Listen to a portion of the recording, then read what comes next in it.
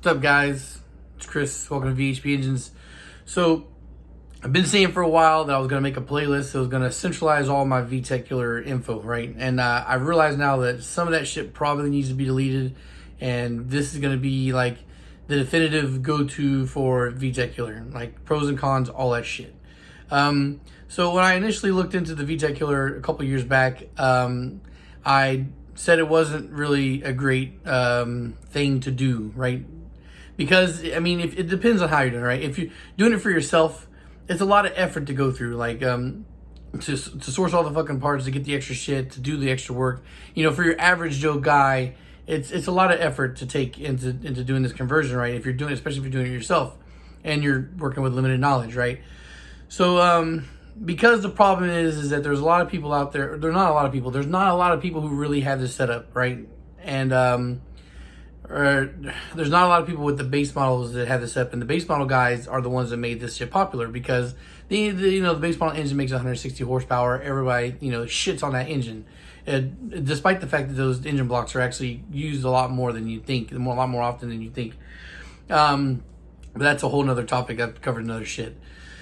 So the thing is, there was a couple guys out there, and just a couple, there's a handful, because I've gone back and checked several times for people who have dyno footage of these VTEC on the low compression block. Now, stock compression, right? 9-something compression for the stock base model engines. And they're putting on the VTEC setup and going with stock TSX, stock Type S, stock whatever K-Series true VTEC cams and bolt-ons, and claiming like 220 wheel horsepower. That's a bit of a fucking stretch, all right? If you look at like cams, aftermarket cams, even the stage 1 cams, like their expectations is again 15 to 20 wheel horsepower boost, right? So the 160 wheel horsepower or 160 horsepower rated K20 or K2044 or K23 block, right? Now when you look at that, when you put that on the dyno and on the rollers, you're looking like 145, 150 maybe wheel horsepower.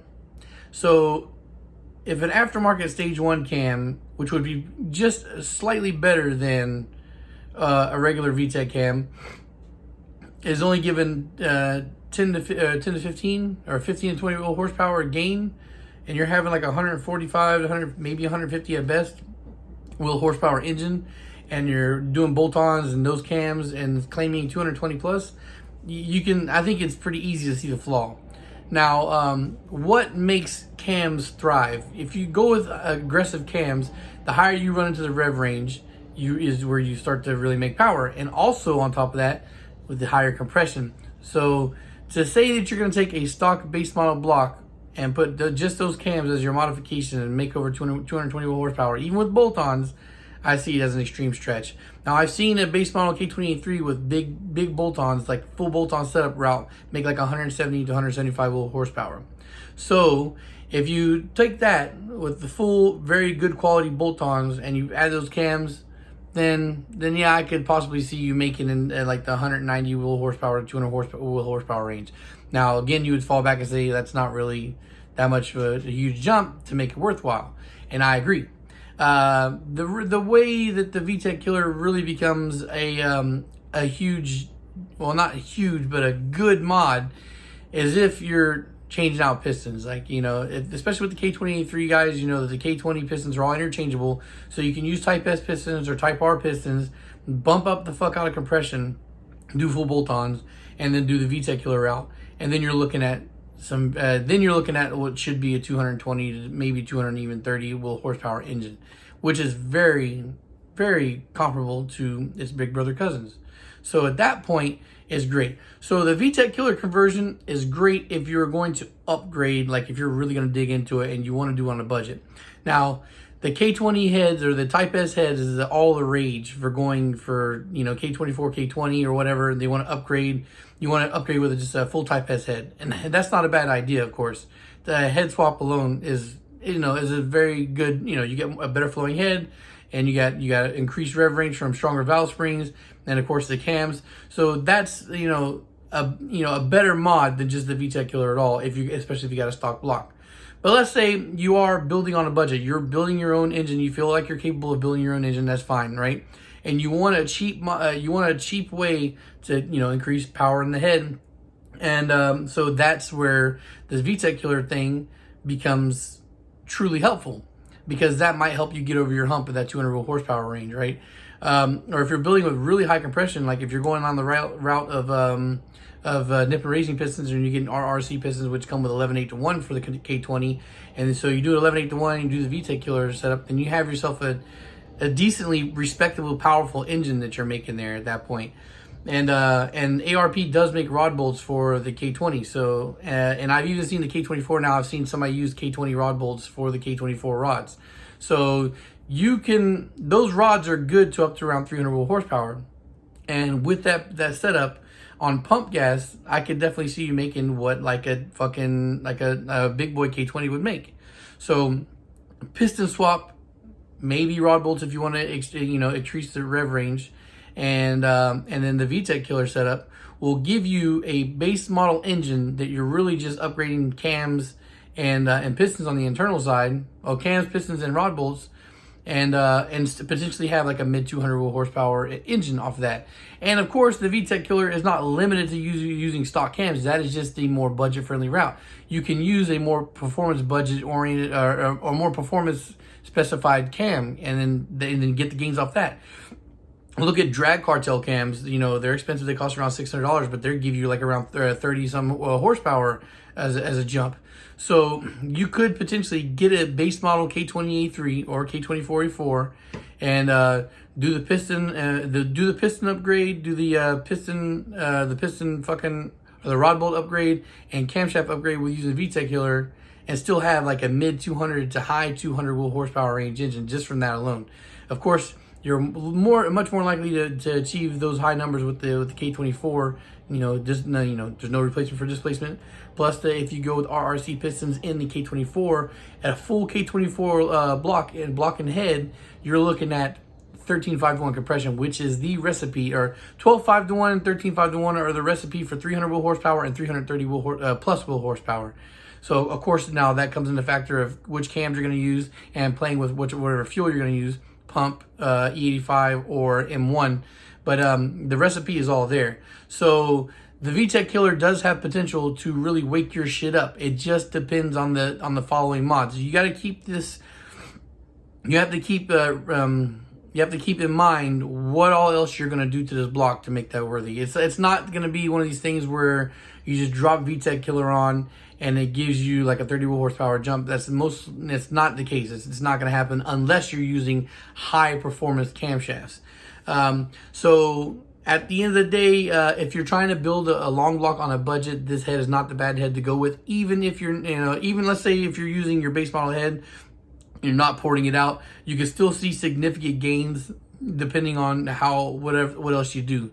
There's even said that like the PPA head or the CRV, one of the CRV heads out there, makes the same kind of power or same kind of flow that the more advanced, that the big boy Type S TSX engine and Type S engine does. I don't know. I think I have seen a chart that says it does, but I just haven't really looked into it that hardcore. I think if you do all the other work around, then if you lose a little bit of head flow, it's not going to be that big a deal at the end of the day, depending on what else you do. So, yeah, there's just that to explain. As far as different combinations of what you can do to make 300 wheel horsepower on a good budget, I go into it in my K-Series playlist. You can go through there and see that. And I hope this kind of like definitively puts the stamp, the final stamp on the question of VTEC killer, what all it's good for, what to expect on what kind of setup, and the costs and pros and cons. I guess the last thing that I didn't really talk about is drivability. Of course, when you're locking in VTEC, that means you're going to be constantly driving on the VTEC lobe. There's not going to be a crossover. Now VTEC is made so where you have good fuel economy and good idle on the low end, and the performance added in up top when you're at the high rev range. Now, what you don't really talk about is that a lot of these race engines out there actually do use VTEC killer, but they just use like the not the modified OEM rockers, but they use I think Ferrera makes them or whatnot. If you ever look at 4-pistons race engines, if you look at it really close, you'll see that there's only one lobe on the cam. There's a lot of blank cam space with no lobes on it. You'll see those really colorful VTEC killer rocker arms. Well, those rocker arms are like $1,000, I think. I want to say I think it's $1,000. I think it's $1,000 for the set. So you can use OEM rockers and modify those to work in the same exact way. They're just not as light and they're not as, strong and robust. But if you're not planning to rev out to 13,000 RPMs or whatnot, I don't see why you need to. So a lot of these race engines, a lot of these race performance engines out there that are track life engines do have VTEC killer on their setup. And as far as drivability, yes, you can daily drive your VTEC killer. It'll sound low-B as fuck. It'll sound like a V8. Like, you go look on YouTube, there are people who have the VTEC killer idles on there. It's heavy low-B, right? So, and that's one thing. And then another thing that people ask me too is, can you use VTEC killer without, tuning? No, absolutely not. You're increasing the fuck out of your lift, for one, right? I think the lift on the fucking stock cams is like 9 something. Compared to like the 12 something that you're going to for just a stock TSX or Type S cams. That's a huge jump. That's a big jump. And on top of that, you're gonna drastically change the fuck out of your air fuel ratio needs. So you can't. This VTEC killer is not a drop-in mod that you can drop in and drive. It'd be one of those things where I would imagine that it would be hard to even keep the fucking car on if it's not tuned properly. I don't know, because I've never seen anybody drop it in a stock car and just try to drive it like that, but you can't drive it successfully. You're going to fuck up your gas mileage. The performance is not going to be what you think it is. Anytime you're going to do any kind of heavy modification to your engine like that, especially that kind of drastic change, you need a tune. So again, I'll leave a link in the follow-ups for the K-Series playlist. There's a lot of shit there, a lot of information, guys. This channel is based off of what you can do yourself on a very good budget. And a lot of people don't realize that there's the potential out there for 300 wheel horsepower in a K-Series. I sell the short block for around $1,500 or $1,600. And if you're buying everything and doing all the labor yourself, I think you can build a short block for... I think pistons and rods are like $500 something, and then you just get yourself a block and crank. All right, guys. So thanks for watching. I hope that clears some shit up. And peace. Oh, social media links are in the description down below. Patreon and the website. Patrons get discounts from buying from me. So, all right, guys. Thanks for watching, and peace again.